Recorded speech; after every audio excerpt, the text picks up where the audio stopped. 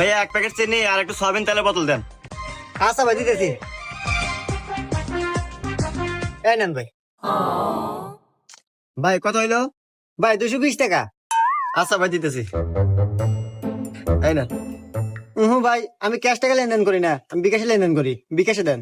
আরে ভাই আমার কাছে নগদ টাকা আছে, আমি আপনাকে বিকাশে দেবো কে? আরে ভাই আপনি যদি বিকাশে টাকা দিয়ে জিনিস নেন তো নেন, না নিলে পরে জান আপনার কাছে বেচবো না। আচ্ছা দিতেছি, নাম্বার কোন? তোলেন 01931 5451। দেখেন ভাই গেছে। হ্যাঁ ভাই আইছি।